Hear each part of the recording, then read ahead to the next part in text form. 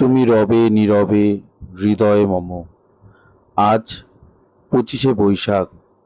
এই পূর্ণ দিনেতে ঠাকুরের একটি ছবি আমি আজ আঁকতে চলেছি একটি ছোট্ট রঙের টুকরো দিয়ে।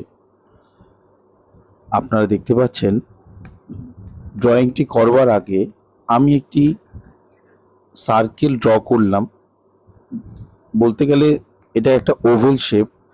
অ্যাকচুয়ালি প্রত্যেকে মানুষের মাথাকে আমরা যদি সেইভাবে দেখি তো সেটা একটা ওভেল শেপের মতো দেখতে হয়।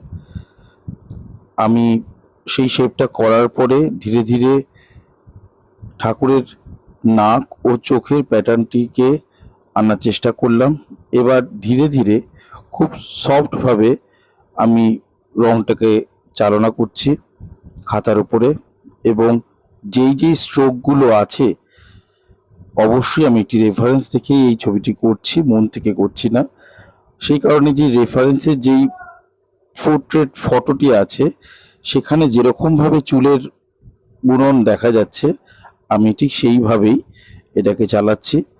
আর মুখের যে শেডটা, যেখানে যেখানে শ্যাডো আছে এবং যেখানে আলো দেখা যাচ্ছে সেই জায়গাগুলোকে খেয়াল রেখে ধীরে ধীরে আমি এঁকে চলেছি। ছবিটি পছন্দ হলে অবশ্যই লাইক করবেন, সাবস্ক্রাইব করবেন আমার চ্যানেলটিকে, পাশে থাকবেন।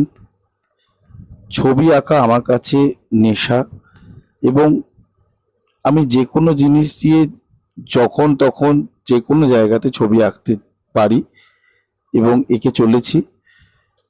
কোনো কিছুতেই কোনো বিশেষ দামি জিনিস ব্যবহার করে ছবি করব বা কোনো অতিরিক্ত খরচা করে করব বলে যাতে সেটাতে আমার ছবি আঁকা না আটকে থাকে, আমি সেইটার উপরই খুব বেশি আলোকপাত করে থাকি।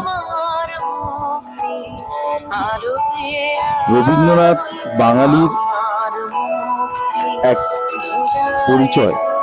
রবীন্দ্রসঙ্গীত, রবীন্দ্র নৃত্য, তার আঁকা ছবি, তার শিল্প মনস্কতা সবকিছু বাঙালিকে অনেক সমৃদ্ধ করে। বিশ্ব আসনে বিশ্বের কাছে নিজস্ব আসন কেড়ে নেয়। তাই রবীন্দ্রনাথকে আমার শত শত প্রণাম।